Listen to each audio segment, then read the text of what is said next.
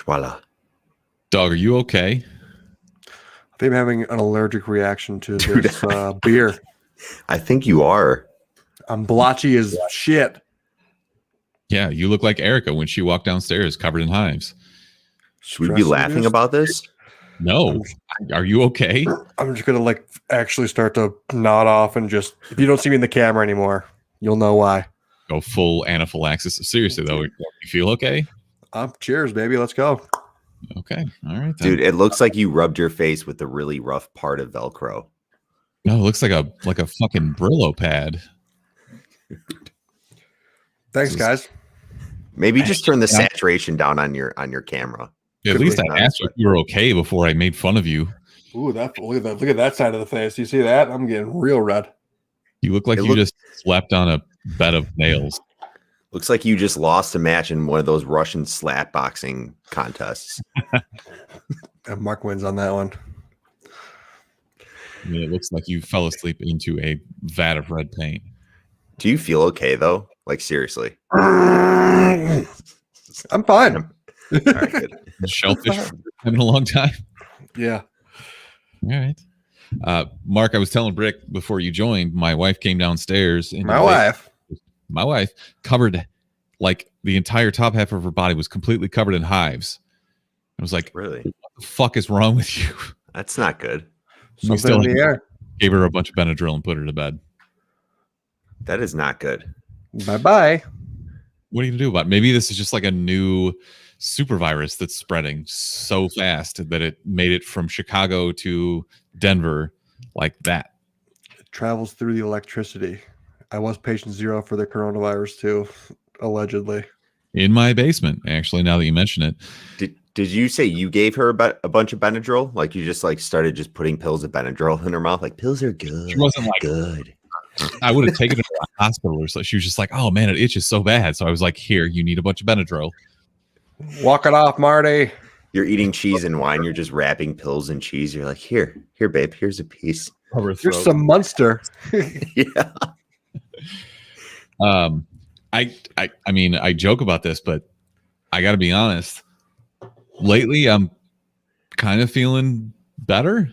Like, are we coming out of the winter of our discontent, or what? Like, it's positive vaccine news, positive. I was gonna say, rephrase that. Better about what? Just life in general. Just literally the existence of the planet, of us as a human species. I mean, it's just like people are getting vaccinated. My parents are vaccinated. The snow is melting after a fucking hellacious month of 4 feet of snow in our backyards. It's almost baseball season. Yeah. Kelly came running up the stairs from the basement. She's like, Mark, guess what? I'm like, what? Lady Gaga got her dogs back. I'm like, oh my God, she did. People were so mad though. I kind of fell for the guy got shot. I don't know how he's doing, but everyone completely just like went 180 and we're like, how are the dogs? What's happening with the dogs? Like nobody gave a fuck. I felt like about the dog walker that got shot. I don't understand why that, apparently that's a thing with French bulldogs. Like they just get stolen. Yeah. I don't know for what. Dude, I've been around your dog. He's an idiot. I wouldn't steal that dog. I don't know. I don't know if it's for breeding or if it's like for dog fights. I have no idea, but they're not like fighter dogs. They would just fucking get whooped, which is really fucked up to think about. Pounds. Yeah. I don't know. It's messed up though. It is. And I mean, now there's a ton of conspiracies where it's like a bunch of QAnon folk who put out some money for a hit basically to steal her dogs and ransom them. So that happened. Lady Gaga's dogs just got stolen like yesterday. And this is the big TMZ news. Somebody shot her dog walker and stole her dogs. So like nobody's concerned with the dog walker at all. That's what Mark's talking about. Everybody's worried about the dogs. Like, fuck that guy. That's some bad luck for that dude. No, it's accurate. I wonder if somebody like came into the hospital and he's just like getting a kidney transplant and they're like, Jim, Lady Gaga got her dogs back. He's just like, get the fuck out. Get the fuck out of here. You gotta fix Lady Gaga's dog walker. Yeah. They found him, Jim. They found him while he's like fucking clinging to life. Jeez. Fucking terrible. Seriously, like, are you guys feeling more optimistic than you were before, or am I just pulling that out of nowhere and hoping that we're not at the edge of existence? That's not dark or anything. I'm living the dream over in my little quarantine life right now. Gaming with Terry Greenbeans in the chat. Shout out Terry Greenbeans. You never really wait. Terry Greenbeans, is that the guy who always yells at Mark? Absolutely. No, is he? Yeah, Captain Terry Greenbeans. He's like, I'm on your 6, you idiot. I'm like, fuck off, dude. I play this game like once a month. You were bad though. He was bad. Not a good call. Terrible communication. Mark. That'd be amazing. So no, we're not feeling better. We're still the same level of shitty. I'm not shitty at all. I'm feeling fantastic. Besides you just breaking out in a rash. Right red and just like vomiting. Yeah, I'm like glowing from just like cabin fever. It's a new symptom of cabin fever, glowing. Mark, are you feeling any different? Yeah, I guess so. I mean, you guys haven't even thought about this. That's fucking me up in the head right now. No, it's I think it's because of where we're at. The last 3 days have been like the sun's out. We had fucking 5 feet of snow and now it's down to like 1.5 feet. You can finally pull into the alleys. You can finally park in front of your house. Like, yeah, it's that birds are coming out and chirping. Fucking a hawk came down just to this morning and swooped a fucking cat off the ground and just flew away with it and just was like, yeah, loving life. I mean, I live in Denver. It's like 65 and sunny when you guys were getting bonkers with the snow. I was like, oh, this is dope. It's just like outside and fine. I'm in shorts outside. Skiing while you were at home sitting on your ass, turning bright red like a fucking tomato. Yeah. Willy Wonka ass bitch. Yeah. It's bruschetta. Gobstopper looking ass. I'm not mad at all. Tomato topping. I had the chewy kind. Well, because someone this week who shall remain nameless to protect their identity said the most insane shit I've ever heard. When you both, because everyone does, we're not going to have the argument. We're just going to assume, because it's true, that everyone picks their nose. Right? Yeah. Like we're all in agreement on that. Sure. Yeah. I don't know what you're talking about, but your nose is a person with no hands and no feet. Yeah, there's literally a picture of me picking my nose that you posted like last week. You can maybe get it with your tongue. Oh God! Depending on the length. I just wiped it on Smithers' face. Go ahead. Are you gonna let me finish? Barely. This person tried to tell me that when they pick their nose, they don't look at it. I think that's the most insane fucking thing I've ever heard in my entire life. You gotta inspect it. Tell me that's not a sociopath. Okay. I feel a couple different types of ways about this, and I'll tell you why. I get a lot of hard boogies, so I pull them out. They're like up in my eyeball. Like I'll pull them out and they're just a string of fucking hard crust. But that was a lot of information. What I'm getting at is there was a girl in when I was in 7th, 8th grade. She would always have the real mucusy boogers sounding when she blew her nose. You could tell. I'm like, yo, get some Benadryl or get some Mucinex. But she would always be just gunning out her nose of mucus in class. And she would just she would unfold the Kleenex and you just knew what was in there. And she would look at it. She would look at it too long, take 3 seconds. She would blow her nose, look down and unwrap the Kleenex. That was too far for me. That's like that Rorschach artwork. Yeah. If you have a little boogie in your finger and you want to just look at it before you flick it, at the wall and listen for the little ding off your drywall. I get that. Spittoon in a fucking Tex Avery cartoon. What? Do you ever do that? Just take a boogie and just flick it and just wait to hear it hit something? Man, I must have touched Mark's boogers. Do you have, dude? What kind of rock solid?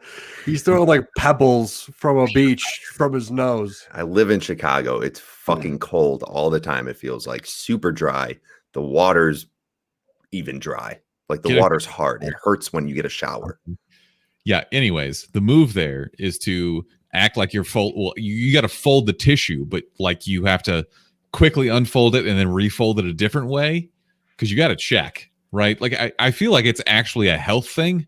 It is a health thing. If it's green, then you're like, "Ooh, shit, I'm actually sick." And if Or it's sometimes like there's, clear, blood in it or something, like you have to look at your boogers. yeah, I it's implore a health thing. Yeah, if you're for your health, people, check your boogers. a woman, check your breasts. If you're a boy, a guy, check your balls. If you're a human being, check your boogers. There we go. There's our PSA health. The more you know.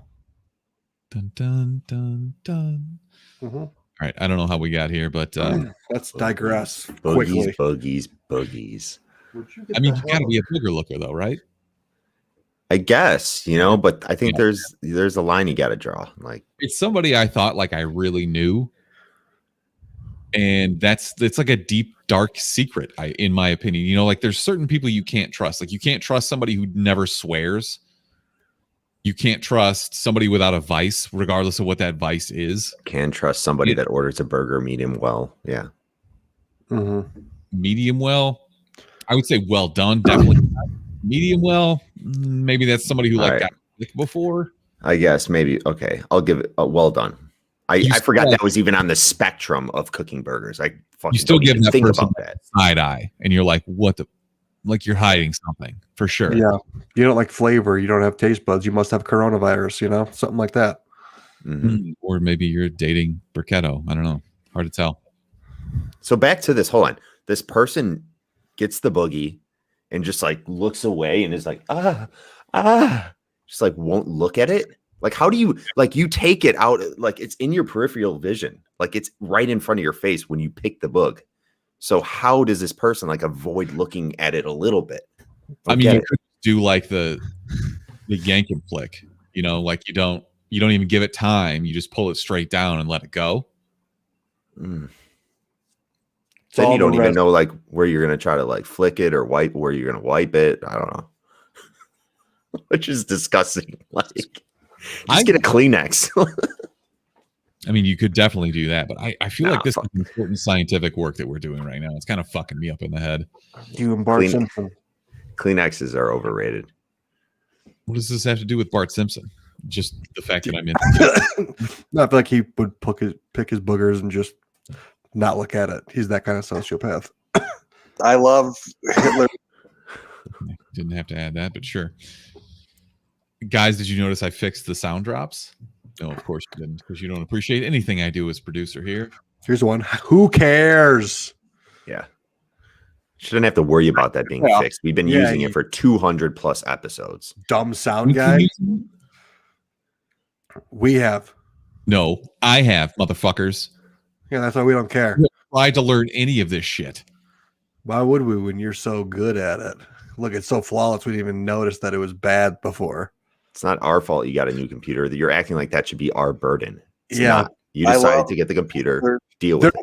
I love Hitler. So there was like Hitler. I love Hitler. God, dude. God, one day we're just gonna get taken down. We might get taken down. You're just beating that into the ground. Brick's like, okay, dude, I'm done with that. Smithers is a noise Nazi. I love Hitler. I love Hitler. Comics Miss explains that Brickler. Oh my god, this isn't a funny topic to mesh into the Chumpcast. I agree. It's just not good. It's not gonna. Smithers has the worst sense of humor of all time. Like it's just not gonna end well. There's no way this can end well. Like absolutely no. Maybe we should pass the sound on to somebody else. Jesus Christ. Yeah.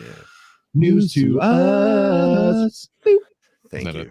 Sound for sore ears or something like that? Yes. Okay. It's 10 o'clock. It's 10:30. Okay. I've been up for 17 hours at this point, and this is Mark's fault, as it usually is. And, I need some slack here. Actually, it was my fault because I can't record tomorrow morning. It's okay, dude. I wanted some Howard Stern vibes today. I gave you the out there, and you totally just jumped in front of the bullet for Mark. Because Mark's a good dude. I got your back, Mark. Since you're spewing that like Hitler everywhere, all of a sudden everybody's looking pretty good to me compared to you. Suddenly Mark's a saint. Yeah, maybe he's a little late here and there, but he's not spouting out that I am an actual Nazi. So, damn it, I've never said that about you. I've never said that you love Hitler. I never. I love Hitler. I'm fairly certain that is your voice, homie. Anyways, we got some trailers this week, and I'm kind of excited about some of them. So let's start with MODOK, who will be voiced by Patton Oswalt. Damn, Brick, you're just pounding beers because you know you're going to have to deal with this for the next hour. Yep. So we get confirmation now. This is going to be like an R-rated style show. This is coming to Hulu May 21st. It's stop motion, kind of like claymation type thing, but a little more advanced than that. And honestly, it doesn't look terrible. I was skeptical at first because I didn't know if they were going to go full rated R, but now you see the gore and the cuss words and everything, and now you feel like they got a little bit of leeway. What universe? This is Marvel. What's the deal with Marvel in this? How does it tie in together? Is it going to tie in? So MODOK in the comics is the head of AIM, which is Advanced Idea Mechanics. Is basically just like nameless, faceless henchman. But he's a scientific evildoer, blah, blah, blah, and he'll try and take over the world. That's all it is. It's Marvel. That's all you really need to know about it. And presumably there'll be references to those superheroes that you know and love. That's all I got. Who else is in this universe with this dude? It's the Marvel. Any notables? Like, they're not going to connect with the MCU, right? It's a cartoon. It's literally Are you listening to me right now? It's a cartoon, though, isn't it? It's literally the Marvel universe. So they're going to tie this in with the MCU, like all together with the movies. They have the rights to every Marvel character because Hulu is the majority owner of Hulu is Disney. Disney has full access to all of those characters. They can do whatever the fuck they want with it. Does that answer your question? More like who's close proximity to MODOK or whatever the guy's name is. Any other names that we would know? MODOK. Daredevil. Brick, you're on with that one though. You're on with MODOK. That is a character in the Marvel universe. I was hoping there was Daredevil involved, but I don't know which universe this ties into. The TV universe that they say, the MCU, which is the movie universe. So let's back cartoon. Because technically, now everything except for Spider-Man is the Marvel universe. The only thing that's left, the only company that's left that has not yet been bought by Disney is Sony. And they have rental rights on Spider-Man and Spider-Man specific characters. Fucking love it. Other than that, they can use whatever character they want. Isn't it so funny that Disney can't get the fucking best Marvel character? They're probably so mad. They're so mad. They can, and they probably eventually will. They can, but they would by now if they could. Don't you think? I don't think that they feel that they need to, because a rental agreement is cheaper than whatever they would pay to acquire Sony Pictures. Yeah, but at the same time, it's Spider-Man. Come on. Also, then you have to deal with all the other bullshit that Sony owns, and they probably don't want to do that. Are you guys falling asleep right now? Am I just talking to myself or what? No, I'm just comfy. We were having a conversation. That's rude. You just completely ignore me. Yeah, what the heck, dude? I'm just listening in attentively.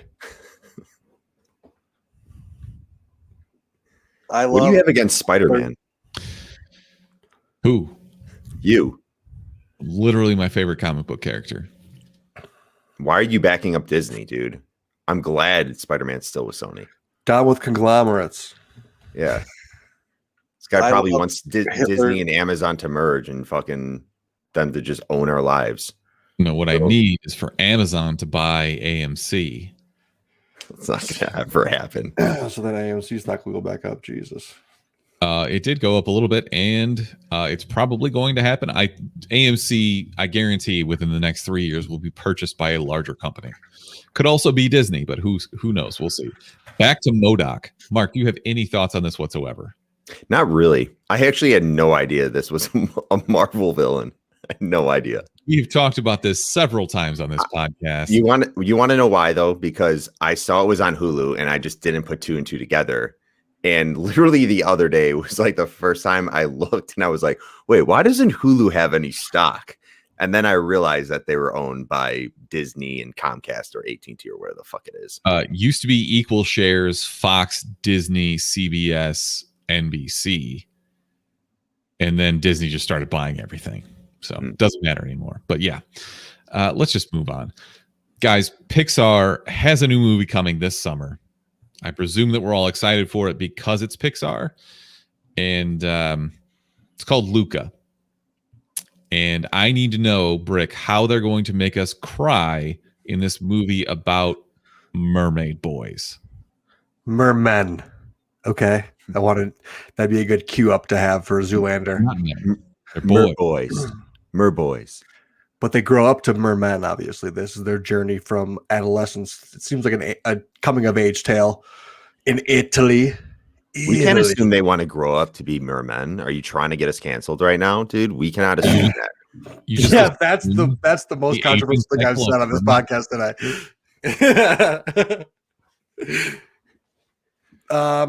As long as it's in Italy, I'm actually like super for it. I'm like, oh, this looks beautiful. The colors are fantastic. They did this from the creators of Coco, so the colors are gonna pop, and it's just natural. It's just natural colors because Italy is so gorgeous and beautiful. Okay, and amazing. What part of Italy? I'm sorry, Italy. What part of Italy was this?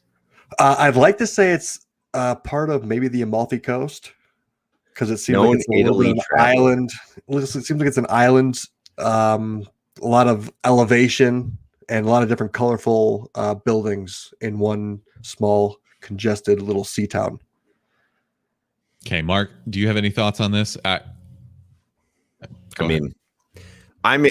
more excited because I need them to bring back like the food aspect to Pixar movies, like Ratatouille. And you're in Italy, give me the prosciutto, the cheese plates, the pasta, the gnocchi, all that good shit. You know what I'm saying? I'm happy you didn't say pizza because Italian pizza is not as good as Chicago pizza. It's a fact. Do you want some more bao, Mark? Didn't pizza originate in like China though? I think it's an American creation, actually. Fact alert. I don't know. We're not a pizza podcast. I'm not that traveled, I guess. Brick, you should know. I mean, you've been to Italy, multiple times now? Just once, and it was glorious. Like 10 days was enough. But it felt like you've been there like multiple times throughout your lifetime, right? You just might as well. You just connected with everyone. Like, you just learn. Right? You just like take up so much history that you age like 10 years, and then it feels like you've been in Italy for 10 years when you're there for 10 days. It's crazy. No, that was just your hangovers. Okay, I think it's great that we're finally getting some representation for kids with giant flat feet. Because did you see that kid's fucking feet? They were huge. He looked like Bigfoot. Yeah. They were humongo. I am so glad that I've gotten this trending that Brick actually loves Hitler.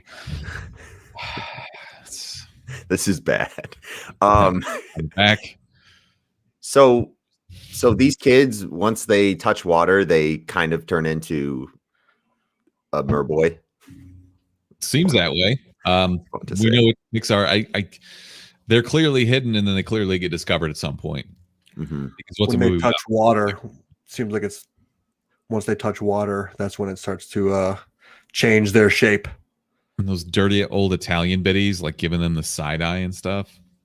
Yeah, shit doesn't look right. Are we excited for this or what? I'm fine with it. Another Pixar movie. It's just another Pixar movie. Dude, I'm excited as shit for this. Right now. Take me anywhere in the world right now. Like, dude, we've all been super confined, quarantined. We can't go anywhere. Yeah, show me some different parts of the world in Pixar form. I'm fucking 100% down for it. What do you mean? Animation looked fantastic, per usual. I mean, that's what you come to expect with Pixar. Back to my original question, though. How are they going to make us cry about these mermaid boys? Like, is one of them going to take a harpoon to the chest? That's really fucked up. It is. And look, it's Pixar, man. When's the last Pixar movie that came out that didn't make you sad in some way? I don't know. Maybe one's just going to get eaten by a fucking whale or something. No idea. Jonah and the giant whale. No idea. Appreciate that, Joe. Okay, we'll move on then. Mark, it seems like this is something that would rustle your jimmies. Did you watch the trailer for the new iteration of Rugrats? Before I answer, please never say rustle my jimmies again. They're clearly rustled by that, so I'm a little bit rustled. Russell Wilson, Chicago Bear, future Chicago Bear. I have no problem with this. The only problem I would have is if they change the theme song, the intro song. Okay. I'll take that back. If they can do like a rendition to it, but make it, sound very similar. Like you can't make a completely new song. You need to you need to have the same fucking beat. Agreed. And do you remember when they did the feature like big screen movie and they did like a hip hop remix of it? You could do that. I'm fine with it. But the theme song is something that's got to stay. Hopefully the voices seem like they're all the same. I don't know if they are throughout the show, but I think this looks infinitely better than the old shitty animation ever did. Yeah. But we didn't know any better. We didn't have anything close to this. So obviously we should utilize the advancements we have in animation, which they're doing. And yeah, I think it looks great. I appreciate that. I don't know if these are the same voice actors, but they're pretty damn close. If not, they were pretty spot on. Tommy Pickles has the cutest fucking voice ever, and it is remaining the same, which is great. So I'm definitely in for this. Reptar gained a little weight. A little fat, so Reptar over there. Not that I'm weight shaming or anything. Fat shaming the Rugrats universe Godzilla. Okay. Fair enough. That's all I have to say about that. I just think it looks better, honestly. And yeah, it looks awesome.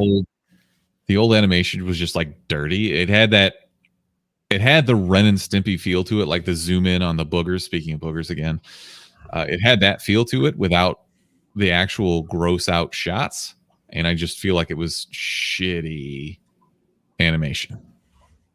Did you ever look at there's like people on YouTube that made videos of cutting together clips that were like of super inappropriate shit that Tommy Pickles' parents would do? His dad was like, actually his dad, yeah, kind of a dirtbag. I mean, he said some shit that should not be said. What was his name? Stu. I mean, come on. Stu Pickles. Yeah. What do you expect? Jeez. Stu Pickles. All right. Let's jump genres here. There are more zombies coming our way via Zack Snyder. This is coming May 21st to Netflix, Army of the Dead. So this is the true Snyder project that we care about. Nothing else that he's done or is doing or did in the past is important. I want to know, first of all, what do you guys think about the Dawn of the Dead remake that he did in the early 2000s? Because it's my favorite zombie movie. Why don't you go on about it? Because I don't really remember it specifically, to be honest. It had Ving Rhames, and he was a big badass. And a woman gave birth to a zombie baby. That's fucked up. It was very... I don't think I've seen it, honestly. Okay, well, you guys need to watch it. It's the best zombie movie ever made, in my opinion. So I guess Zombieland? Yes. It's completely different, though. It is, and it's not to be taken with like Shaun of the Dead or anything like that. And I love those movies too, but in my eyes, like a true zombie movie, it was like the first major motion picture where like the zombies were not slow idiots. They were fast and they screamed like cheetahs and they would fucking run you down and kill you. I'm looking at pictures now. About that. The acting was pretty solid. But anyways, back to this. I remember this. This is basically an update of the 2000 version that we got, but it's set in Las Vegas. So what are we going to see here? Like, we've all been to Vegas, right? Correct. I mean, we're going to see what we see in any scene that's in Vegas is chips flying. There's going to be a bunch of chips flying from the poker tables. Cards, chips. Okay, I guess I was thinking, like, what's the weirdest zombie you're going to see? Because if you watch this trailer, you see like the Chippendale zombie and the street performer zombie, like the bartender flipping bottles and shit zombie. Circus Olay zombies. Oh shit. Watch out for those guys. Those guys are probably freakazoids. They're coming for you. They're going to come. Yeah, they're going to immense and shit. Yeah, they're going to come with those big giant rings that they're just like rolling on down the street. All right. So knowing that this is a Zack Snyder movie, an R-rated zombie movie, I'm going to put the over-under percentage chance on there being boobs in this movie at 98%. Are you? I was just going to say, I hope they do Vegas pool party zombies. Like, there's so obviously going to be boobs in this, right? Yeah, 100%. Rated R. Some zombie titties. Are they going to be real titties or zombie titties? I don't really know how I would differentiate. Like, what? One's a real person that not a zombie. The other person is zombie tits. How hard is that to like if they're, let's take for example, if they're in a strip club and these are stripper zombies.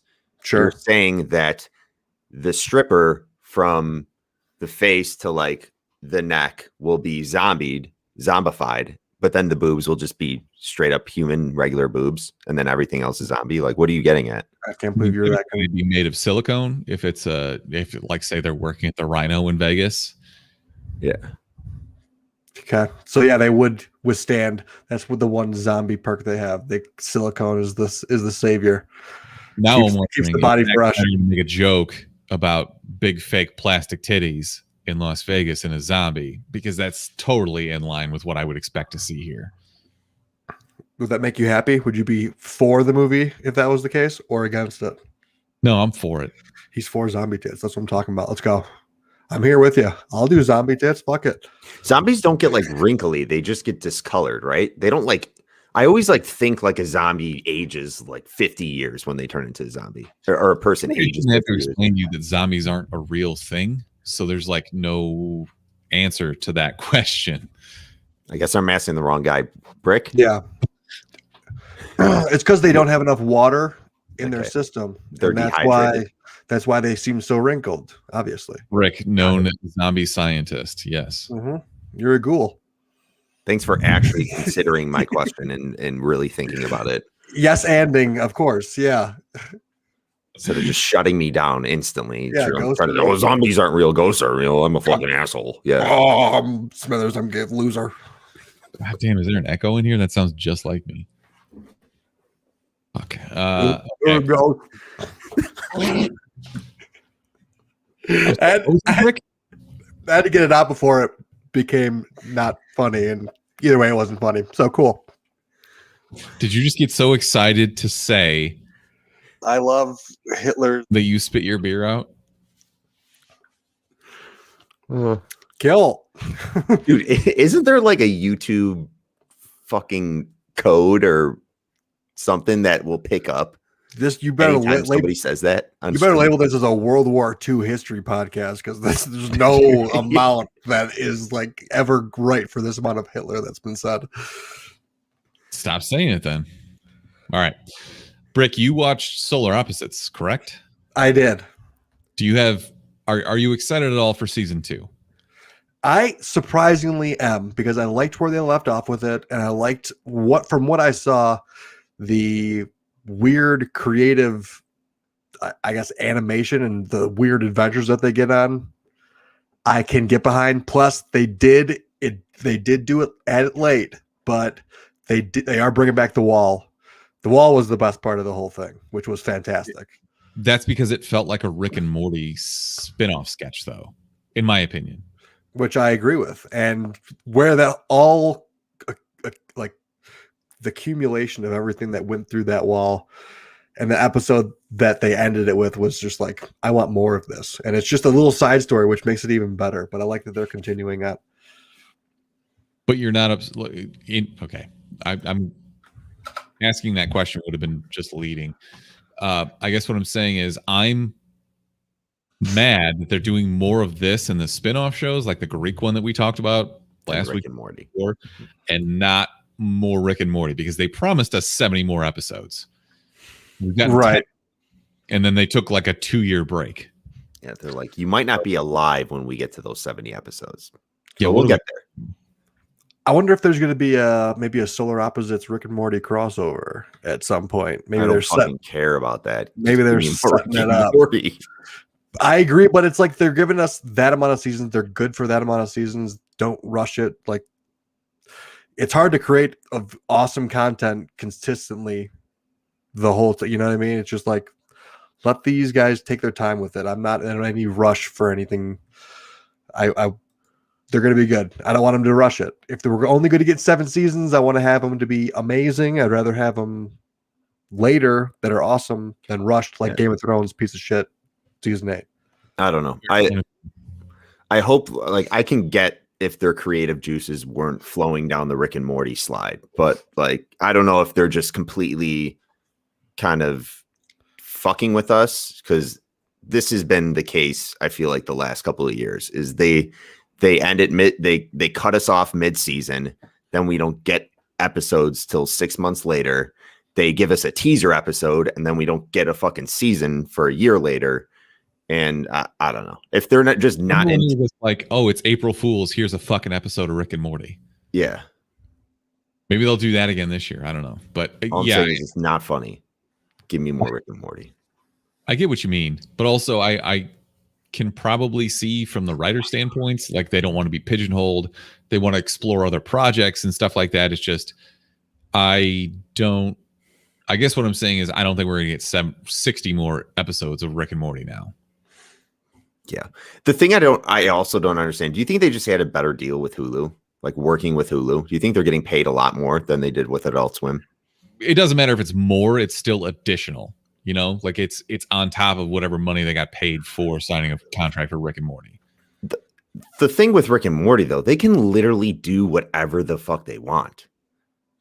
They can have Aberdoff Lincoln. Like, they just can make any fucking character they want. So Solar Opposites the same way. Like, it's a Hulu, so even they aren't subject to broadcast rules. They can literally make whatever the fuck they want. Yeah, it's just that's why I don't feel like when you say pigeonholed, I think of like, oh, they have to stick with the same characters. And yeah, they have Rick and Morty, but like, they can fucking come up with whatever the hell they want. And that's why it was so successful of the show, is because it was always so fucking out there and random. But it's hard to keep up that consistency with your audience and doing it in a timely manner without other projects involved. It's like sometimes you got to get away from something to realize there's like the right way to go about their story in Rick and Morty. It's just like sometimes you got to take your eyes off the project to like refocus on it when you get back to it. All right. So if you were to rate Rick and Morty a 10, I'm not saying you are, Brick, but if it was a 10 on a 10 out of 10 scale, what would Solar Opposites be? 6.8, but like upwards to like a 7.5. Oh, fuck. All right, never mind. Let's move on. I would say it's like a 7 on the Rick. Like a 6.8 to like a 7.5 in that area. Like, some episodes were better than others, but I think they kept it within that range pretty well. It's like a 7 out of 10, I think, on like the scale of Rick and Morty-ness. But I digress. This, Mark, is targeted at you because you love this young adult adaptation bullshit. Shadow and Bone. Was that a sound? Was that a weird sound that everyone heard? I heard that. Where did that come from? Sounded like a Amber Alert, kind of. Like a bell ringing. It did. Anyways, Mark, young adult nonsense. Shadow and Bone. This looks like it has some pretty excellent production value. Does this intrigue you at all? Westworld guy. Yeah, Westworld guy and Jigsaw from Punisher. Oh, that's right. Yeah. Wasn't he from? Wasn't he in? Never mind. Okay, I'm thinking of the wrong guy. Yeah, it looks interesting. hold on, I'm bringing it up again because I completely I remember just a ship in that guy. I'm trying to think of it now. So it's like this. It's a period piece. Sick. It is. Well, maybe it's like alternate universe pace because right, but it's like a western. Yeah, it's like a western, not like western, but it's like a pilgrimage, kind of like a 1900s traveling out west kind of world scene. Is that kind of really right? Enjoying you watch. I'm watching you struggle to try and piece together whatever thoughts you're having, and I'm. Yeah, it's late, and I'm high as balls, and I'm drunk, and it's just like not things aren't processing properly. My brain is broken. We were talking about shitty animation, and Comics Miss Explains says he wishes the Lucas Brothers cartoons would get another season. It was pretty good. It was one of those late night Adult Swim things. Lucas Brothers Moving Company, I think, or something like that. I was a big fan. Just like dumb comedy, dumb animation. I'm here for all around. Mm-hmm. Was that your favorite late night cartoon or like show? Me? Not even close. What was yours? Oh man, dude, there were so many good ones. You remember the Oblongs? Will Ferrell was the voice of the dad. That was good. Oh yeah. I'd have to really dig. Like I'd have to go look at some lists. That's not even my favorite. I'm just like, it's the first thing that came to my head. My favorite late night dumb lose your mind just TV. Dr. Steve Brule. The best. He's so dumb and so cringe. But some of his shows are just like I was crying laughing. I said I said cartoon / late night shows. So Dr. Stephen Brule, one of my all-time favorites. Holy guacamole. Hey, someone's drinking with me finally. I've been drinking. I was drinking wine though. This is Super wine. Very nice. Mark, do you know what the Boca Group is? Like of restaurants in Chicago. It's like Girl and the Goat and a bunch of shit like that. Yep. They sent us a meal kit because it was something that Erica did through her work. And this is bourbon with browned butter, and it's fucking delicious. How much cholesterol is in that? Who cares? I'm drinking bourbon. You think I'm looking after my cholesterol right now? Carotid arteries just fucking... I just brick. All right. Anyways, we can move on to real news now because we've been fucking around. That Shadow and Bone show looked okay. I'm just like, I always think of, sorry, back to this, but it's always based off of you didn't answer. So. Like everything's like a Stephen or what's his name? He goes by Joe Hill or Stephen King, like based fucking show now on Netflix. And I feel like everything's getting based off a book, which is fine. And people get super excited. I get that. But Netflix originals, I feel like are never really an original. Like they're always based off of something. What about Stranger Things? We haven't had that in a while. I'm saying do something like Stranger Things. I get your point. But isn't it so much simpler for them to go to an already written piece and just adapt it as a screenplay? Basically, I mean, this is more promising to me than a lot of the other stuff they've been releasing lately. Especially like the Winx saga or whatever the fuck it was. Like that looked terrible. And I tried to watch. There's another one where this girl was a magician. It was like in the age of Merlin or some shit. It was fucking terrible. At least this looks somewhat promising as opposed to the shit they've been putting out lately. Hey, Mark, I have a question for you real quick. Didn't you have to give Smithers something to watch for having 2 Super Bowl teams in the Super Bowl? Don't you think he should watch the Winx franchise? Season 1 of Winx.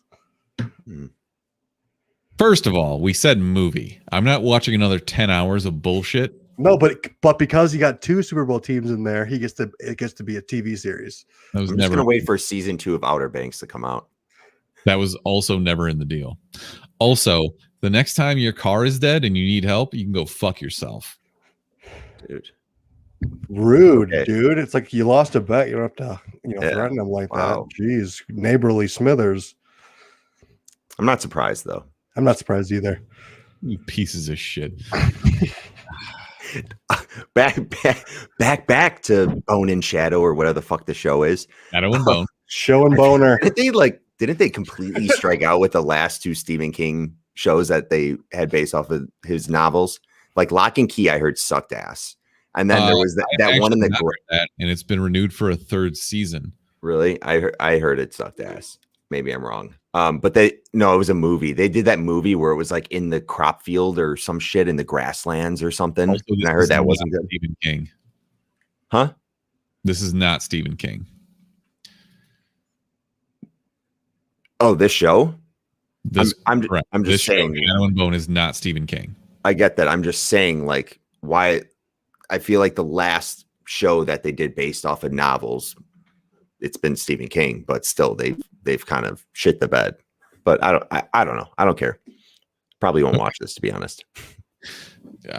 Maybe one of us will lose a bet and have to watch it. I mean, if it gets good reviews, we'll go watch it. It's that simple. It's just a lot of stuff they do, like Netflix. And I said that, I know I've said this before, but like if I was going to cancel a streaming service that I have right now, the first one out the door is going to be Netflix, because I don't think a lot of stuff they do is very good. What about this last movie that we just watched? We'll get to that. Honestly, we'll get to that. Keep listening. I would get a free trial, or I would pirate it or something. So I don't know. Let's get to the news proper, and then we can get to our actual fucking review. Spider-Man, the 3rd installment with Tom Holland, has a new name, and it is No Way Home. And they used some very slick imagery to announce their movie's title, along with some things that they crossed off along the way. This is definitely going to be some multiverse action here, right? Like we were not really arguing. We were discussing some of this in the Discord with why people think one thing's going to happen or not. And someone, I believe it's Azrael. Let me go check for sure. But I believe he said that he thinks that this is going to be Spider-Man trapped in a different multiverse, leaving the MCU and not being able to find his way back. Interesting. Going into the Sony universe. So like he'd be in Venom and that vampire movie. Who's the vampire guy? Morbius. Nice. Jared Leto. Your boy. Yes, the my goat. Boy, definitely my boy. Did you guys delete some of the channels in our Discord? What am I looking at here? It doesn't matter. Probably minimize them. No, click that little arrow. Stupid. Well, you are that stupid because there's nothing deleted in the Discord. Yeah, no computer guy. Known tech guy. Okay, I'm just going to go ahead and mute you both now, and I'll just finish out the episode myself. Anyways, you guys know what I'm talking about. I think it was Azrael that was posting it.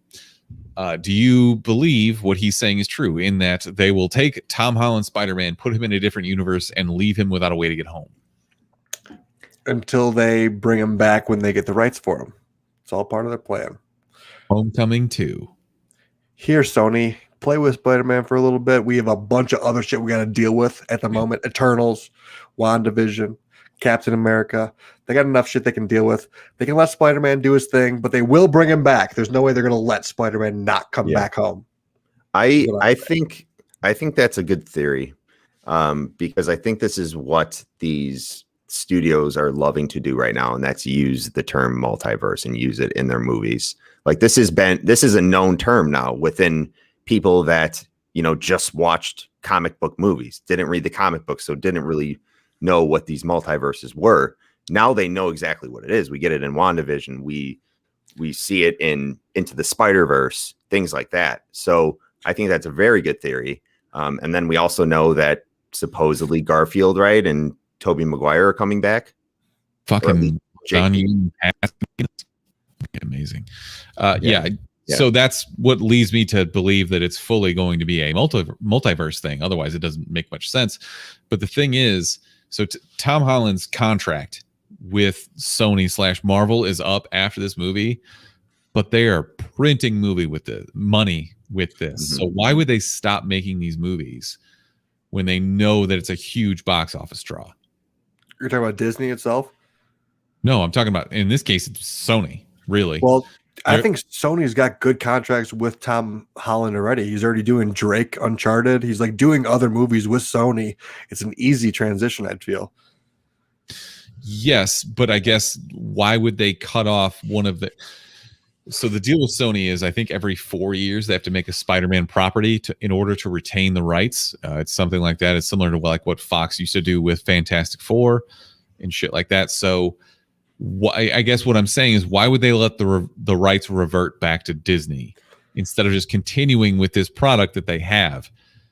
Unless they wanted, for some unknown reason, to do like a reboot with a different Spider-Man. But Tom Holland is... I would like to think universally appreciated as Spider-Man. Mm-hmm. He has that forever young look. I feel like he's going to be able to look 18 until he's 40. Yeah, he's fucking 12. He'll always be 12 to me. Exactly. They should keep making Spider-Man properties while they can. And it's like it was rated R, or Venom was rated R. I would love to see maybe a kind of a clash up of those worlds, hopefully, with they bring Carnage in. I would love to see Tom Holland in with the Venom universe, to be honest. Yeah, and I guess between you and the chat, that's another good point, is that they're talking about making a Silk movie, which is Cindy Moon, and that's directly related to Spider-Man, the Morbius spinoff, more Venom, et cetera, et cetera. So like it doesn't make sense for them to exit Tom Holland Spider-Man. Isn't there Kraven? Aren't they making Kraven the Hunter too? And they've been talking about that for years. Honestly, it's so hard to keep track. They were supposed to do Silver Sable and Black Cat movie too, and that's been pushed back so many times. It's really fucking hard to keep up with what's actually been canceled and what hasn't. Cool. So we'll see. Hey, Smithers. Yes. Who do you think is going to be the villain in this new Spider-Man movie?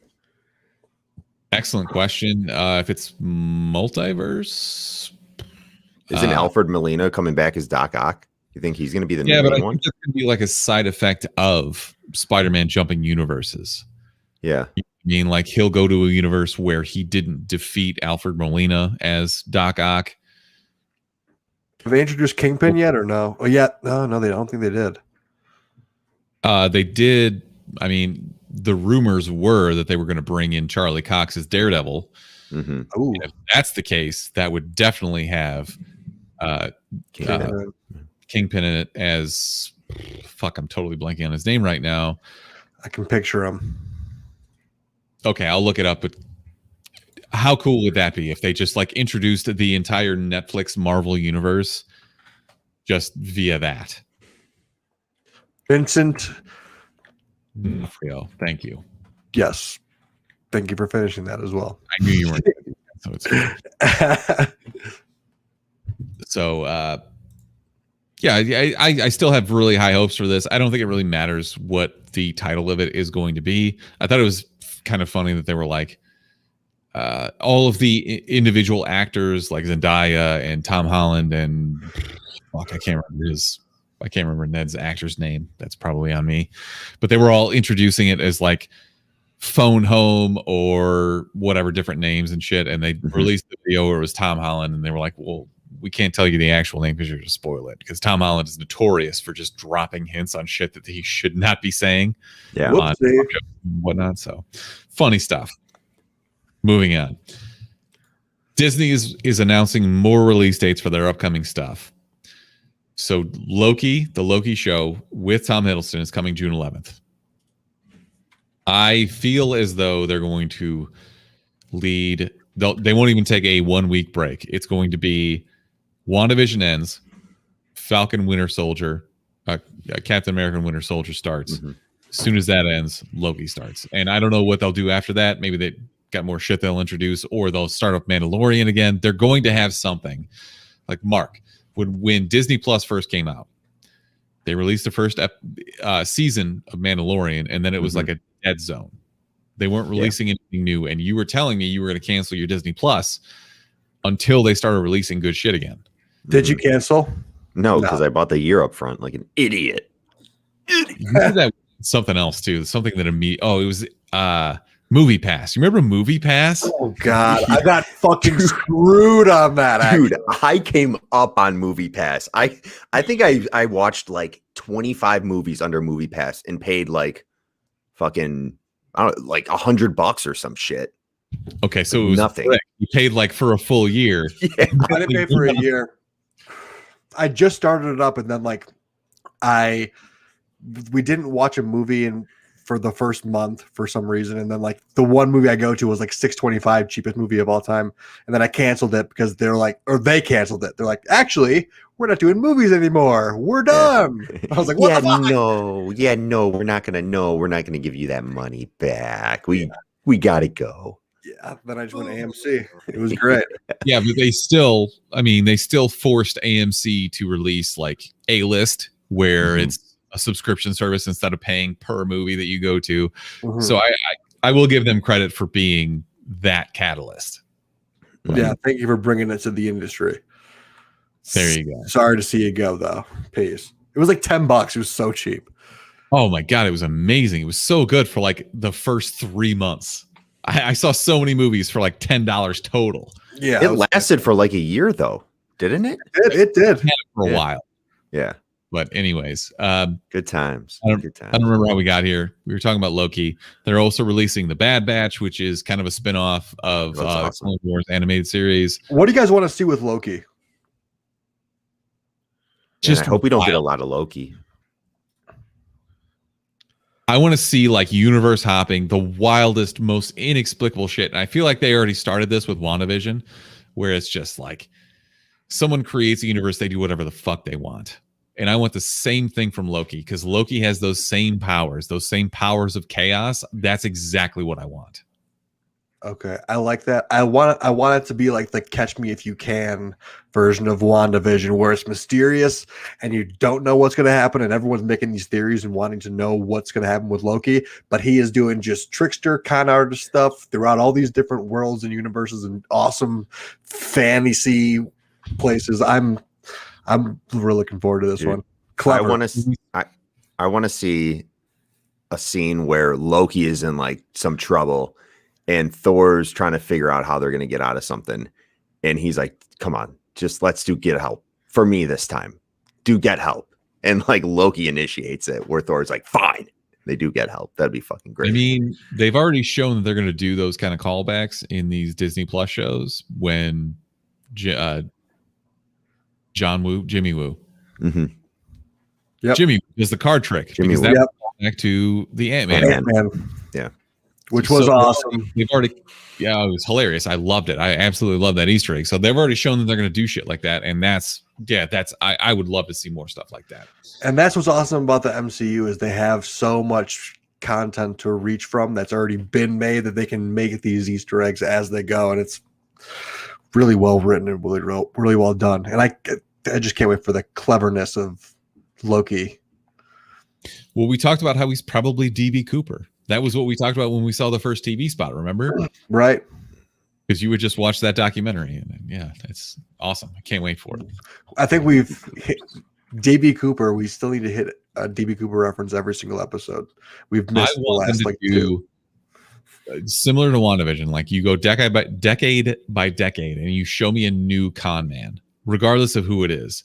Like in the 90s, or the early 2000s, like you better be the CEO of Enron or some shit. Like I want to see that kind of stuff. Like the shittiest person of that decade who's just hustling, who's just selling penny stocks, just being a piece of shit. Yeah, Frank Abagnale. Way up. Yeah, 80s, like some shit like that. That's what Catch Me If You Can. Yeah, pretty much. Amazing. Right. The other thing that I didn't know was coming, but Disney announced today, at least the release date, Monsters at Work coming July 2nd. I had no idea this was coming, and they're bringing back John Goodman and Billy Crystal as Sully and Mike. But instead, apparently, this is like the actual direct sequel to Monsters, Inc., which we never got because Monsters University was a prequel. Instead, they now power their cities and everything with laughter instead of screams. Like what? So now they're all stand-up comedians versus scare tactics. I could be all for that. Absolutely. Let's get some freaking comedy rolling in with the scaring. I'm no scaring, but there probably has to be a little uproar. Guys, did you forget how the first one ended? No, I get it. It's just I never really thought they would do anything with it. You know, I didn't expect monsters to come back to laughter and be like, this is what we do now. Dude, they're sticking to the material. They're sticking to what they did in the first one. That's how that first one ended. Like, that's how they were going to go. That's the direction they were going with the company now, is using laughs and giggles and joy. Still be weird to see. Just my opinion. I'm here for it.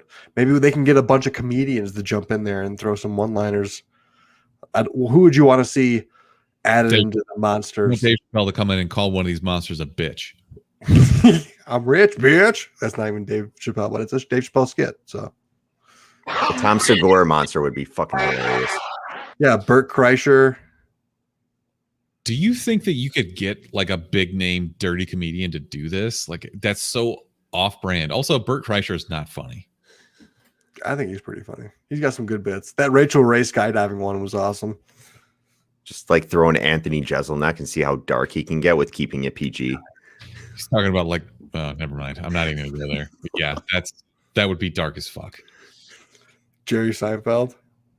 No, I'm so straight off having Jerry Seinfeld in any animation. You're such a dumb hater, loser. I'm with Smithers now. I'm Team Smithers now. You can say like you didn't see fucking B movie. You didn't watch B movie. It was fine. You never saw B movie. I've seen B movie multiple times. How did it end? How did it end? How did it end? How many more times do I got to say it? How did it end? They win the lawsuit where they the Little League B series. No, they fucking don't. He wins the lawsuit where people stop harvesting all their honey. No. Did you not see B movie? What happens at the final scene in B movie? There's a plane. That's all I'm going to say. There's a plane. What happens with the plane? What is he flying next to the pilot? He's like the pilot. If you saw B movie, this scene would never leave your fucking mind, dude. I think we should shut the fuck up about B movie. How's Please.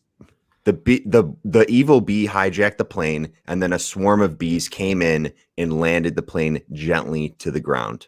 It was the dumbest shit I've ever seen.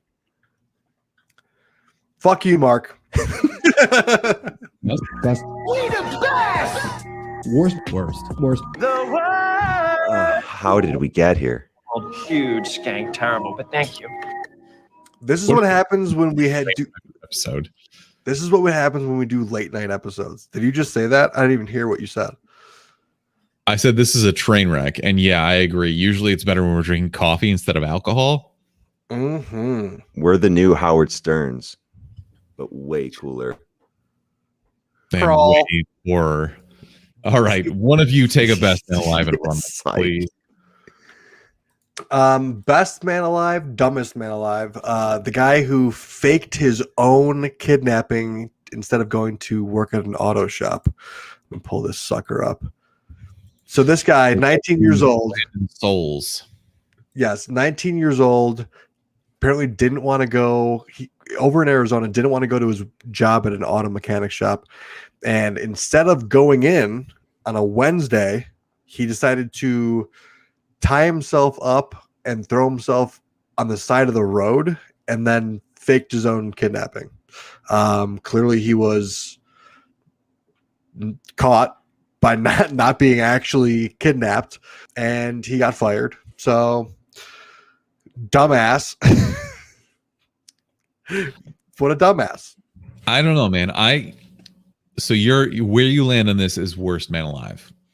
No, I don't know. He's a middleman. I respect the hustle. I respect the hustle, absolutely. But at the same time, you're a dumb idiot. That's like the biggest He just wasn't smart enough to pull it off. Like that's his downfall, is that he couldn't plan ahead enough. I think that the idea was sound, and I feel as though we've all been in the place where we would rather be kidnapped than wake up and go to work. I also think, what if he actually was kidnapped and just nobody believes him? Well, yeah, that would be a nightmare. Just he'd be getting falsely accused of reporting a false police report. Apparently, they said that he stuck a bandana in his mouth. They hit him on the head, and then they tied him up as two masked gentlemen, just like were kidnapping people. So that was his claim to fame, or his story that he went with. And then he said that it happened in front of his house, and there was no security footage that showed that he was actually getting mugged. He was just fined. So, see, if he wanted to be believed, he should have, like, I don't know, rubbed some lube around on his butt and been like, yeah, they just worked me over. Wait, what? What are you insinuating? And you gotta go full send, man. Like, they robbed him. They probably beat him up some. You can't just be like, oh, look, these handcuffs were daintily put on my arms and I've been laying here. Like, you gotta have the shit kicked out of you. I guess for it to be convincing, I guess. But then if you also get caught for fraud on that one, you just are injured now. And you filed the fake police reports, so you're just like doubly fucked. At least like hedging your bet by like, I'm not gonna beat the shit out of myself, kind of makes sense. There's a Mendoza line there somewhere where it's like you're the right level of beat up and not on the verge of death.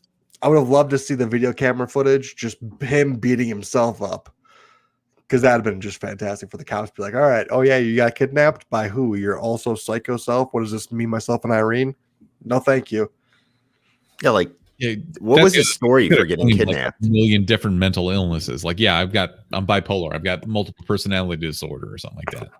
What was the importance of this guy where he can be like, yeah, they kidnapped me? Why? Why would they kidnap you? Good question. I guess they didn't really have an alibi. Nobody gives a shit about you. Nobody cares. People being They're not even going to waste their time to kidnap you. People are mean. Maybe he's really handsome or something. I don't know. Smithers wants to do this guy in the butt. Okay, Hitler lover. Let's move on. Mark, who's your best man alive? I'm gonna go with my son Nolan. He turns 1 in 4 days. Happy birthday in 4 days. Thanks, Brick. Thank you. Appreciate that. He has fuck off. He has the bluest eyeballs I've ever seen in my life. Nice power move. See you, Smithers, you piece of shit. Yeah, couldn't even wish my son a happy birthday. A happy first birthday. Yet, you fucking asshole. Oh my god. You want me to wish you a happy birthday too? It's fucking 10 months early, but not 4 days is the same as 10 months? Yeah. And he's a baby? Yeah, so he's going to be really upset that I didn't wish him a happy birthday, right? You know what, dude? You should be. You know what? I bet Nolan's a really smart kid who would be upset. You'd hurt his feelings. You think Nolan's a really smart kid? Eating his father. No, it's Kelly's. A lot of Kelly's brains, I'll tell you that. Have you seen his head, dude? It's huge. He's a big brain. There's got to be a big brain in there. If not, holy shit, there's a lot of fluid in there. A lot of space. A lot of space up in that sucker. He's got a big dome. Yep. Happy birthday to the kid. Hope he has a great numero uno. Yeah. Okay, so we've had 2 best people alive, and I have 2 worst people alive. Of course you do. This is of course, you negative Nancy piece of shit. Anyway. I'm sorry, you stole my best man alive. By the way, I think thievery. Oh Lord, highway robbery, hell or high water. Sorry. You know, coming from somebody who has stolen so many of mine in the past because I offer them up because you log on and you're like, go, I don't have a fucking alive. Go. Yeah, offering them up is the same thing as stealing. Okay, cool. Giving you so many. Here's this free candy bar. Police, arrest this man. Yes, him. That one right there, the bright red one. Get him. Yeah. So I was going to use him as my best man alive, but you took him, so now I have to go to a worst people alive, which is 2 mid-40s women in Central Florida, because of course it was Florida, but they, quote unquote, dressed up as grannies wearing bonnets, gloves, and glasses to disguise themselves as older than 65, the age cutoff to be prioritized to get the coronavirus vaccine in Florida. So basically, they showed up to a vaccination site in Florida, dressed up as old biddies in like the most obvious shit ever. There's video of this, by the way. Like, the police confront them while they're in their SUV. They clearly are not over 65.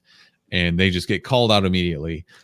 Imagine thinking yourself to be so important that you're just going to jump the line to get a vaccine when there are people out there with actual health issues, old people who are at high risk, and kids with other issues, you know, like cancer survivors and shit like that. And you just think you deserve it more than they do.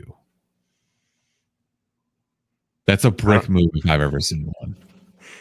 Well, did they like, how far did they go with dressing up as old people? Did they like have prosthetics on, or did they just like dress up old? I don't even know how, like, I guess wear a scarf around their neck. Like, how do you just dress up old? Bonnets, gloves, and glasses to disguise themselves. This is the fucking 30s. Yeah, well, I mean, have you been to Florida? Like, have you seen the old people there? Yeah, they look old as fuck, but I don't know. They also put in giant sunglasses and ascots and scarves and shit. Like if they did the full on like Jackass, you know, old person type look. Well, then they didn't have the prosthetic face, wrinkle face. Yeah. I feel like I would give them a little bit more points. I'd be like, you put in a lot of effort for this. Maybe you can at least get the first round of shots. Yeah, like she's like they're a movie set, like costume designer level of wrinkles. Then yeah, just because of the effort, you deserve the vaccine. Costume level of wrinkles. That's worse. It's worse than the Titanic. Yeah, no, it's worse than like trying to fake being a woman on the Titanic. Wait, that what? Is a deep pull, but I'll allow it. No, he makes a good point. Yeah, because those people were facing imminent death. Imminent death, yeah. Okay. I guess just stay inside. Don't be a dumb coward and dress up as a granny. You dumb idiot.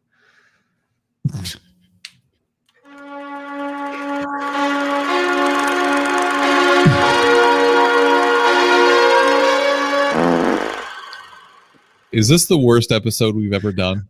No. Oh, yeah. Ooh, what was the worst episode we ever done? Probably this one. Probably this one. All right, yeah, check it out. I don't know, Brick. You weren't around for our Manchester by the Sea episode when I yelled at Mark for like 30 minutes straight. What about those deep dives on like Westworld, like what season 1 and 2? The season 1 was really bad because I just like went off for an hour and was like, what about the fly on the dude's foot? What's going on? The picture. Real tinfoil hat shit. So, yep. At least we don't do that anymore. Anyways, this is much better. We have a movie review this week, and it is for a movie called I Care a Lot. It came out on Netflix last Friday. If you live in Australia or the UK, it came out on Amazon Prime because they licensed this to multiple platforms. This originally debuted last September at the Toronto International Film Festival. Got a lot of applause. It's up for some Golden Globes, which I believe are coming at the end of March. Maybe I'm making that up. But anyway, there's a lot of buzz about this movie. Currently at 81% on Rotten Tomatoes, but only 36% from fans. Damn. So I need us to distinguish, is this because it's a fart sniffing movie, or is it because the general audience just hated everybody in this movie? It has to be the latter. To me, this does not seem like a fart sniffing movie. Oh, I couldn't agree more. It's not. I didn't see it that way at all. Okay, so I think that the case has to be then that they just like, there's no redeeming characters. People just hate it for that reason. There was literally no redeeming characters in the entire movie. Yeah. I digress. Anyways, this is directed by a person named Jay Blakeson. Well, Jay, just like the letter J, don't have a full name. Jay Blakeson wrote The Descent 2. You guys remember The Descent, the horror movie from probably the early 2000s? Pretty good. This guy wrote the sequel that I never saw. And also he directed directed The Fifth Wave, which starred Chloe Grace Moretz. The only thing I remember about that movie is the opening scene. It was like an alien style movie. Chloe Grace Moretz walks up to this dude and they're both pointing a gun at each other. And they're like, okay, put the gun down. And the guy like reaches inside of his jacket, like, and you see like a glimmer. And Chloe Grace Moretz just shoots him because she thought that he was pulling out a gun, but it was like a cross. It was a cross necklace. That's the only thing I remember about that movie. I never saw it. Obviously, it wasn't that good, but whatever. This is billed as a dark comedy. I must have missed all the punchlines because I didn't laugh once in this entire film. I thought this was like a sick, twisted, like drama. Yeah. And I thought it was like more like a, not a whodunit, but like, who the hell am I rooting for here? I don't know. It was weird. It's satire. It's a satire on current society and how people will do anything to get rich regardless of who they fuck over. So let's do the synopsis. Rosamund Pike plays Marla, our main character, and she is a caretaker. I can't tell if like she has an attorney background or what, but basically what she does is she finds old people who are separated from their families, have no contact with them, and she convinces their doctors to put these people in her care. And the doctors basically sign away their power of attorney for medical and financial reasons. She takes over and she bleeds them dry while sticking them in old folks' home. Yeah, she becomes their legal guardian, and the old folks' home doesn't let them use their phone, communicate with anybody else. They drug them up. It's just like their life is over at that point, and she's just kind of taking their stuff, liquidating everything, selling the house, selling all their stuff, keeping the profits, and just doing this to a bunch of old people. So it's a big old person scam. And it's infuriating, right? Like, it's so frustrating. Yeah, and it was like because the demographic that she is like chosen to exploit is so vulnerable, and they just have no real way of like they're stuck. It's just like frustrating because of they're in that position, and she's like ruthless, heartless, cold-hearted bitch. Yeah, she's clearly been doing it for a long time, even though they don't really specify that. Like, she's a pro, and she's smart as a whip, and she is very crafty, scheming, and she plays that character fantastic. But it was very frustrating to watch. So it's super fucked up because my parents are around that age, and like I put myself in that scenario where I'm thinking about like, what would I do? I did the same thing. I don't know what the fuck I would do. I would just, I guess, throw money at attorneys to make it go away and then sue the fuck out of her. Like, I don't know. Even then, it was just like a useless, feeble act. It's just you're wasting money, and they're targeting these people for people that are estranged with families. Either they're trying to get people that have a lot of money but don't have contacts to help them or save them. It's crazy. Yeah, it's infuriating. And what happens to move the plot along is that she fucks with the wrong person. She finds someone who they call a cherry, which by my understanding is someone with very little connections, very few connections to outside people, and a whole bunch of money. So this old woman, they basically seize her. That was the most infuriating scene of this entire movie, is when they basically show up at her house and they're like, sorry, you got to come with us. You're fucked now. It's a court order. Like, there's police outside. You got to come with us. We'll get it sorted for you later, and then take away her shit and not let her actually communicate with people and drug her up. Oh my God, it was frustrating as fuck. I really can't fathom this happening to me or anyone that I love. Like, I don't know what I would do. It was so plausible was the problem. It was just such an easy scheme to set up. It was the realism also kind of set the mood, I felt. For like the first half. Sure. Yes. Yes. Straight from that. Agreed. But Mark, you've been awfully quiet. I'm going to let you go first. Give me your overall impressions of this movie. Maybe the how you felt about the acting, the plot, etc. Yeah, like these movies really get on my nerves, but I'm not saying I didn't enjoy this movie either. Why did you do that? That's weird. All right. Anytime there's like a super cynical, like anytime I feel really cynical about a movie, like somebody's motives are off or they're just a shitty person, and then they turn out to be a really shitty person, and they continue to do shitty things, and then they deal with other shitty people that are doing shitty things back to them, but they're both shitty people in the same shitty situation. Then I'm just like, then I'm like, there's a lot of shit. Yeah. Then I'm like, dude, this is shitty. And I hate shitty people like this. But at the same time, that doesn't mean it's not good entertainment. Because I put you in that view. No. I agree. It makes sense. It made complete sense. If you it did make sense, because it's such a shitty situation, and there were no redeeming qualities that you felt shitty while watching the movie, which made you in turn not really like the movie, but the movie was good, so you actually did like the movie.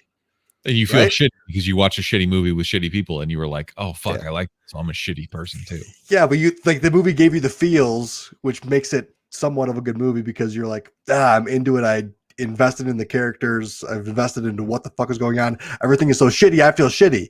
Yeah, makes sense. And it also doesn't help that you have Rosamund Pike, or that, like, what is with that name? Rosamund. How do you say that? Whatever. The lady from Gone Girl, and she is the ultimate shit bag in that fucking movie too. So seeing her in this and just reprising this role, I was like, oh god, here we go again. But it was a good time. Kind of. Not really. It's kind of shitty, but I had an okay time. Good synopsis, good review overall. Thanks for your turn. That was very succinct. Dude, this is it was the opposite of succinct. I don't think you know what succinct means. Yes, being sarcastic, some others. Okay. What do I think of the movie?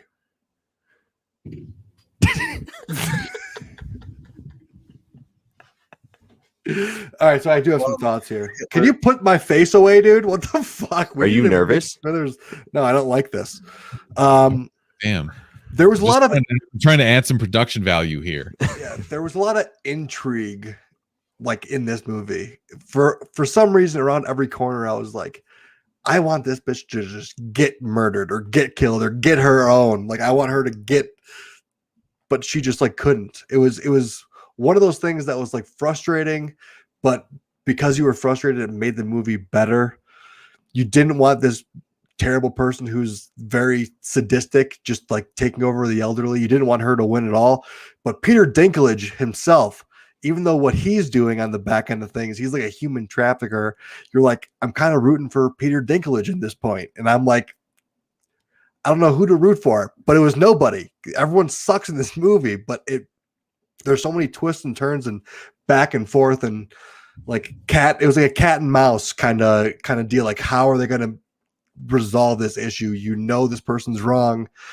You know that she's dealing with some fucking powerful people. How does this get resolved? And just the way it goes back and forth had me intrigued and invested the whole time. I have extremely conflicting thoughts about this because I picked out, and I was talking to some other people in our Discord about it. Daryl from Watch It Like had seen it, and he had a lot of the same issues that I did. I had so many issues with the basically just having to completely suspend your disbelief through the entire second half of the movie. But at the same time, I liked this movie so much. I really enjoyed the shit out of it. And I don't know if it was the performances or just the fact that I enjoyed hating these characters. I'm really confused still as to why I enjoyed this, but I really, truly did. Rosamund Pike, as we mentioned, puts in an excellent performance.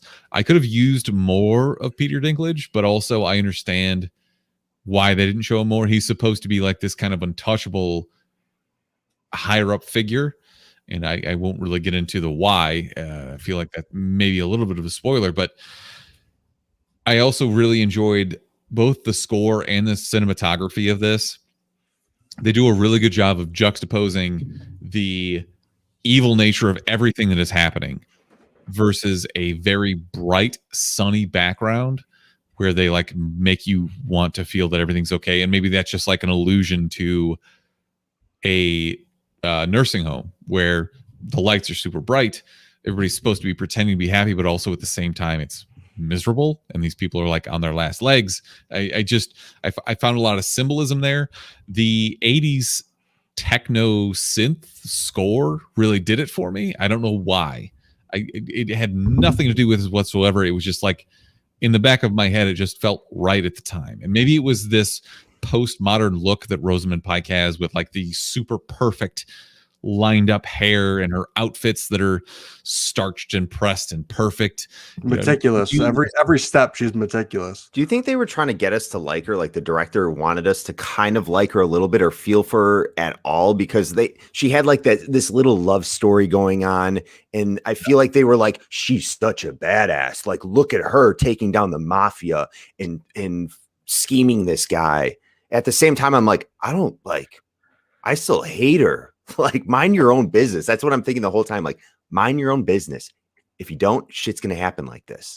I had that same thought, and then I went back to one of the first scenes in the movie, and I don't feel like this is a spoiler, so maybe I can discuss it. But basically, she does this to like a lower level client. That's how the movie opens. Mm-hmm. She opens by talking about how shitty she is and how if you want to get rich, you just got to take advantage of people. And the opening scene is a courtroom scene with a guy from The Wire who goes, shit. Yeah. And a guy whose mother has been taken advantage of by Rosamund Pike's character. The guy meets her outside of the courthouse and is yelling at her, calls her a motherfucker and a bitch and all this stuff. Spits in her face. And he spits in her face. He spits in Rosamund Pike's face. And Rosamund Pike goes on this diatribe about men versus women and how woman good, man bad, and like she's talking about all these men who have threatened her and everything, and she's doing this feminist but anti-feminist thing where she's trying to say like she's diverting blame, she's gaslighting this guy, she's saying you're the bad guy here. Meanwhile, she's taking advantage of everything that he knows. She's taken his mother into custody and robbed her blind.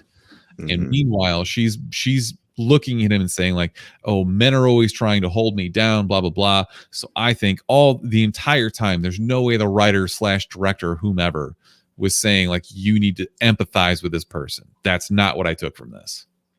Mm. Yeah, I had the same thing. I was astonished by her stubbornness, but also like at the second half of the movie, like the grit behind this woman was like frustrating because I wanted her to get her comeuppance the whole time. But like I had in my notes is it anyone supposed to like the caretaker? Like, is she supposed to be the survivor we grow to like? I didn't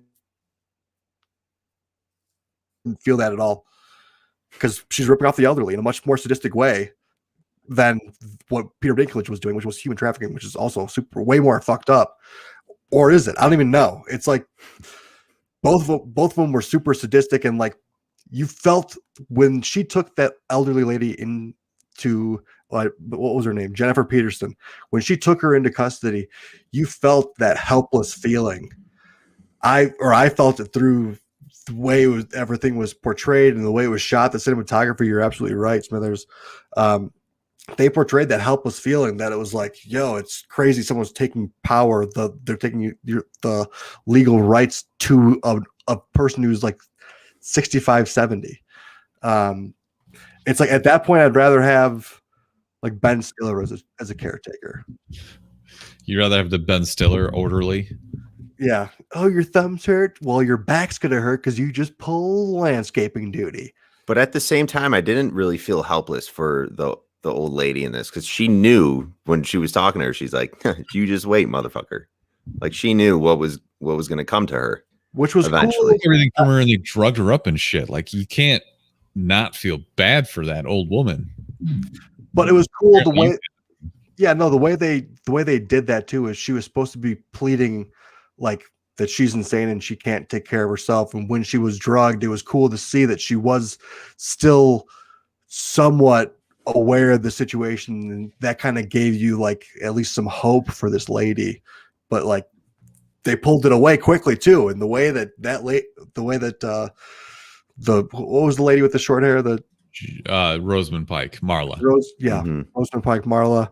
The way that she combats some of the, I guess, back and forth between the characters is just like, she's clever, she's smart, she's brave, was one of the things that, like, she's relentless, and it was frustrating, and she played a perfect villain in my opinion. She's brilliant, intriguing. She's absolutely brilliant, and a horrible bitch at the same time. Horrible. If they ever bring back House of Cards, she needs to go head to head with Claire Underwood. I could just see her as like a fucking evil, like, political figure, just power hungry and fucking up people's lives. Like, this is her perfect role, though. She's great in these roles. I would watch a House of Cards season 7 if that were the case. She would have to be involved, because once it was pathetic. It was terrible. Or maybe she could even be her daughter. That'd be nuts. Twist. Future. Are they ever going to bring that show back? Probably not. I don't think so. Cards, no. Once you have a diddler as your headliner, like, it's really hard to come back from that. They tried, though, for what, 1-2 seasons with just Claire? I think it was 1 season, wasn't it? I never watched the show. I just remember following, like, the news. Brick, you were big into that show, weren't you? House of Cards. I loved House of Cards, but then once they got rid of Kevin Spacey, it was a bummer. It was like, he was the show. His character in that was great. Diddler defender, but okay. Frank Underwood was electric on the screen. That's all I'm saying. So I struggle. What did you guys think of this? I'm sorry. Go ahead. What did you guys think of Frankie? Just a nothing character. I wanted her to fucking die so bad. Whoa. She was so lame. She was the lame accomplice, and she was like slick know-it-all. And I didn't like either of those characters and how they were portraying scamming the elderly. And she was supposed to be a sympathetic, save. She was lame. I didn't like her. Yeah, I don't think she's supposed. I don't think there are sympathetic characters in this. They're trash. I think that everybody is a piece of shit, and they don't really need to venture outside of that area of the world, because there are scenarios where everybody sucks. I agree. Including the hitman. Can I, Smithers? Hitman 101. Confirm the goddamn kill. Confirm the kill. You know? What kind of bullshit hitman style was that? I believe it. Not once, not twice, not 3, no, 4 times. Yeah, 4 times where you should have done it. That's sloppy. Where I get back to one of the first things I said, which is you have to be able to suspend your disbelief here, because so many things that happen are completely unrealistic, and that's fine. I don't have a problem with it. Just like, pick a lane. Where are you going to be in this universe? If it's going to be normal and everybody's human, don't show me someone who can kick out the back windshield of a car with nothing behind them and you're completely underwater. Mm-hmm. I was so mad at that point. I was like, this bitch needs to die so bad right now. I know. And there were so many other things like that. At one point, they basically inject one of the characters full of vodka, and that character sees no ill effects from it. I'm just like, that was one of my things. That's enough to kill someone. I don't know what's happening here, but yeah, there's a lot of things like that. And if you can get past that and kind of accept what this universe is supposed to be, I found this movie to be extremely enjoyable, and I really, really liked it. It was a very intriguing flick, and I didn't even want to watch something like this. I wasn't in the mood for it at all, but I couldn't take my eyes away from it. It was like sickening. It is a train wreck. It's a train wreck where you can't look away. My biggest problem with the lady with the cut short hair, Marla, was Rosamund Pike was when she did her big speech to Jennifer Peterson in the hospital, and she was talking about, you guys broke the rules.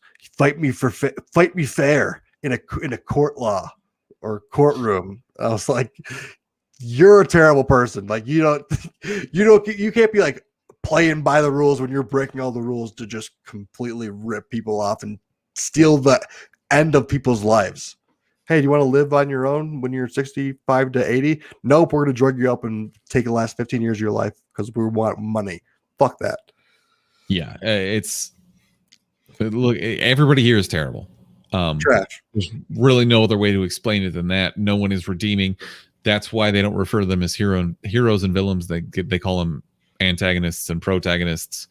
I will say the ending, without ruining anything, is very satisfying. And I was so unsatisfied until I was satisfied. Until you were satisfied, yeah. I was satisfied, but I couldn't have been more unsatisfied for 99% of the entire movie.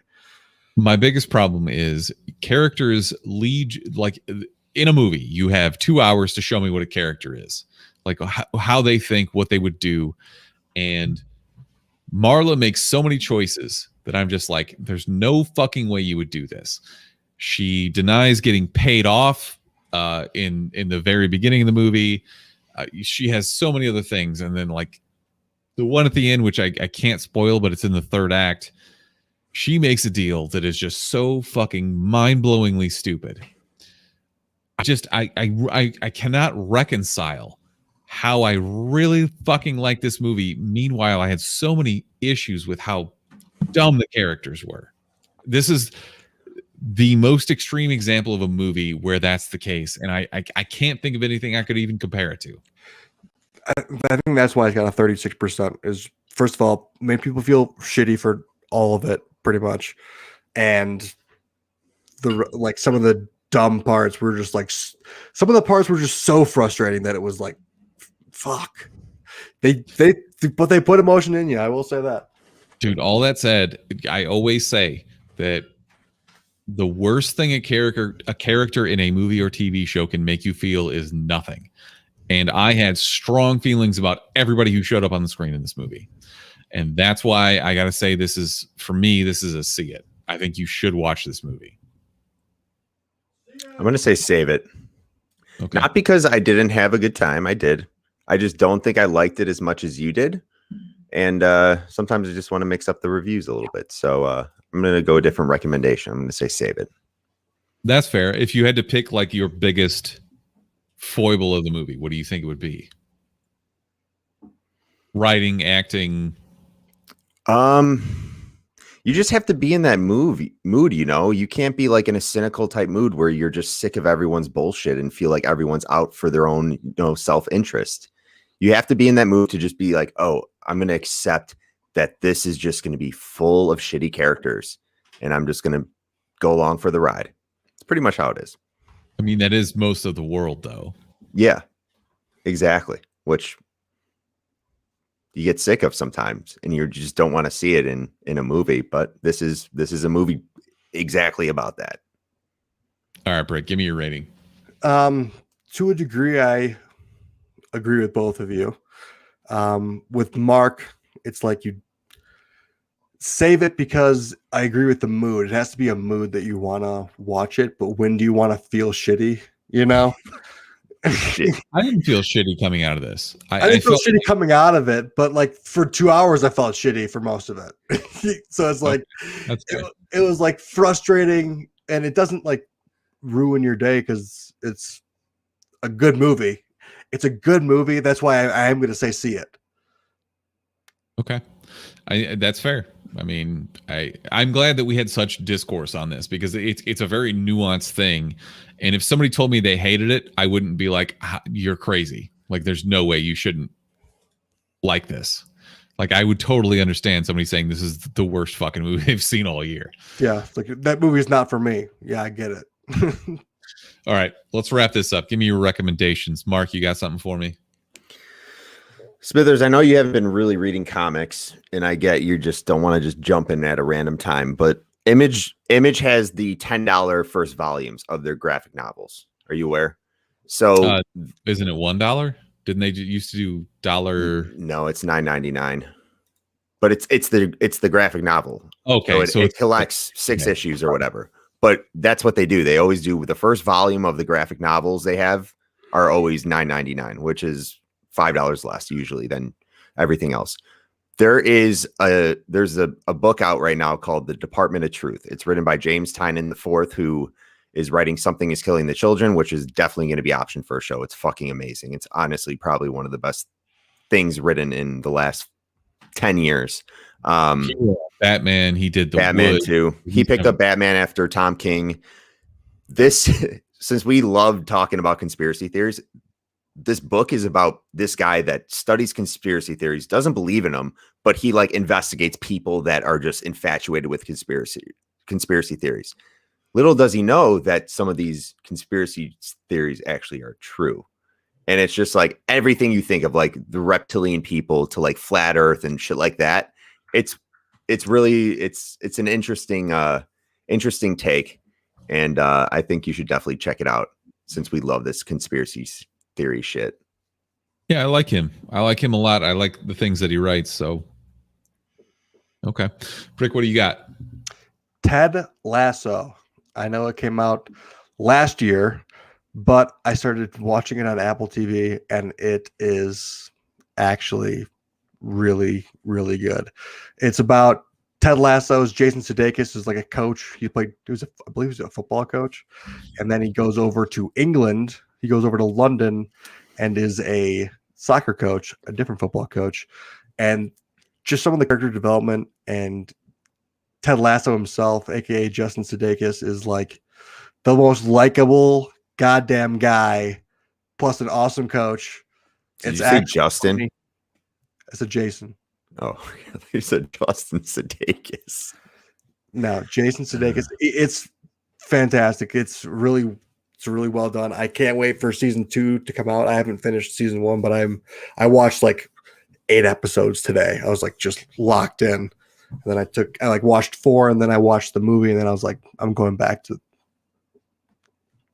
I still don't think it's enough to get me to sign up for Apple TV. It's $5 to sign up for Apple TV. Ted Lasso is worth it alone, but you also get what is it, Raven, or like Majestic Raven, the one with Mac, where he's a video game developer.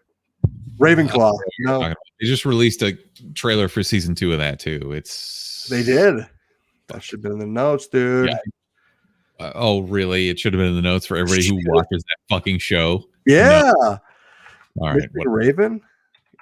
I don't think it's Mystic Quest. You don't even know the name of it, but okay. It was a while ago, dude. I'm my dick about it. I will never get off your dick about this. But anyway, I've said this before and I'll say it again. Resident Alien is my favorite show on TV right now. It's just super good.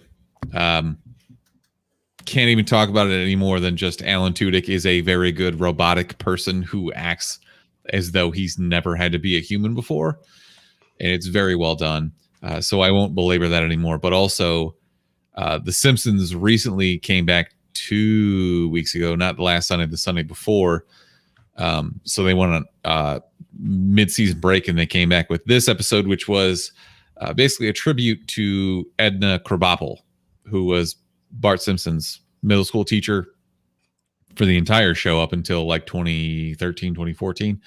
And the voice actress, Marsha Wallace, unfortunately passed away. She was 70 years old, but forever, The Simpsons kind of danced around her absence. They never outright said what happened to Mrs. Krabapple, even though like it's kind of implied that she passed away. Like in the later seasons, she marries Ned Flanders, and eventually, like the next season, Ned just kind of says like, "Oh, I miss Edna" and shit like that. But they finally do her some justice here. They bring her back via some old sound clips that they had of her from prior episodes. And basically Bart finds her diary from when she was married to Ned and a little bit prior to that. But it's, I don't know, it's just really, it's The Simpsons, and it's like nothing will ever be as good as the first 10 seasons of The Simpsons. But now within the last 5 years, I feel like they brought it back to a very good level, and a level worth watching. And for a character that I grew up with to get a little bit of closure out of something like that, it just made me feel good inside. And like, I'm not above admitting that I shed a tear, because it was, you know, a character that I grew up with, and that person, there's a person tied to that character who passed away. And I don't know, it felt good to get that idea of closure. And, you know, it's Thank you, Mrs. K. That's ladies and gentlemen, you just witnessed the most emotion you'll ever see from Smithers. I was about to say the same thing. I thought you were about to cry, dude. I was waiting for you to shed a tear. Not that that's a problem, but man, not a problem. I could yeah, you're great. You're like, dude, I need a fucking drink. Shut up. Did you see that? Man, appreciate it, dude. That's fucking awesome, though. Hey, I've got no problem talking about my emotions. It's just nobody wants. It would be The Simpsons. I feel like The Simpsons. Of course. Dude. Shut up. Yeah, no, it was good though. It was a good episode. So, anyways, I think that's probably gonna wrap it up for us because we've been going for an hour and 45 minutes for some fucking reason. Just end up getting too drunk. Just start bawling our eyes out. Yeah. So it's been episode 235 of the Chumpcast. WandaVision? No, we're not gonna happen. We are not doing that tonight. I haven't even watched the episode. What up? Say what you gotta say. Brick, you're so red right now. Your eyes are bleeding, dude. My eyes are absolutely stop drinking sour beers. You're gonna turn into a sour. You need some Benadryl and you need to go to sleep. Anyways, episode 235. We're done. Find us at the Chumpcast, social media, blah blah blah. Call, text 847-920-6107. Mark, bye. Brick, you need a neti pot your fucking eyeballs or something, dude. They're gone. Jesus. They're cashed. All right. This has been episode 295, people. No, what episode? All right, goodbye. 235. Shut up. 235. Next week. Chumps out, motherfuckers. Wankers. Ciao, bella.